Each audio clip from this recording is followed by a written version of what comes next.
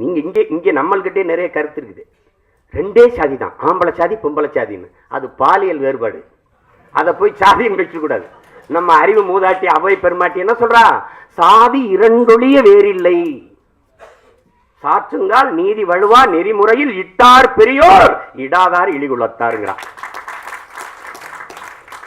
தன்னிடத்தில் செல்வத்தின் பயனே ஈதல்ங்கிறான். ஈதல் இசைவட வாழ்தல் அது வல்லது ஊதியம் இல்லை உயிருக்கு.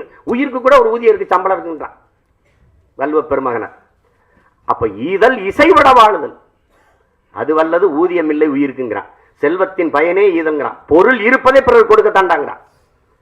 அப்படி எல்லாத்தையும் இருக்கிற பொருளை பிறருக்கு கொடுப்பவன் உயர்ந்த சாதி. எதையும் கொடுக்காம தனக்கென்று பதுக்கி பதுக்கி வைக்கிற அயோக்கிய பயல் தாழ்மகன் இழிமகன் ஈனசாதிங்கிறான், தாழ்ந்த சாதிங்கிறான். இதான் நம்ம பாட்டி அவை சொல்றது.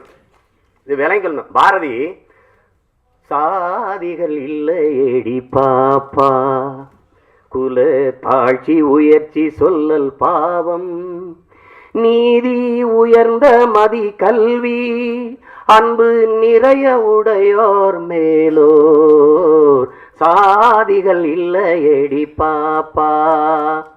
இப்படி பாடினவனை தான் நமக்கு பாப்பான்னு சொல்லி கொடுத்துட்டாங்க.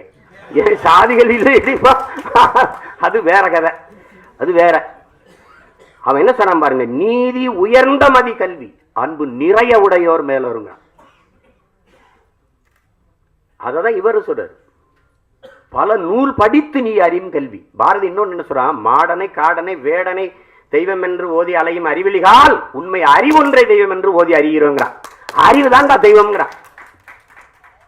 அததான் அவன் சொல்றான், பல நூல் படித்து நீ அறியும் கல்வி அதுல இருக்கான் தெய்வங்கிறான். பொது நலன் நினைத்து நீ வழங்கும் செல்வம் அதுல எல்லாம் இருக்கிறாங்க. கடைசியா என்ன சொல்றாரு, தன் வியர்வினிலும் உழைப்பினிலும் வாழ்வை கண்டு தொழில் புரிந்து ஊழ் வளர்க்கும் ஏழை அவன் இதழ் மலரும் சிரிப்பினிலே சிரிப்பினிலே கண்டேன். அது என்ன சொல்றாரு பாருங்க, அவன் இதழ் மலரும் சிரிப்பொழியை கேட்டேன் அதில் இறைவனை நான் கண்டேங்கிறான். ஏழையின் சிரிப்பில் இறைவனை காண்போம்னு பேரறிஞர் அண்ணா சொன்னாரு. ஏன் இறைவன் இல்ல, எந்த ஏழையும் சிரிக்கல, அதனால நம்மளால இறைவனை காண முடியல. அப்படி இந்த பாடல் தான் இந்த படத்தின் பொருள்.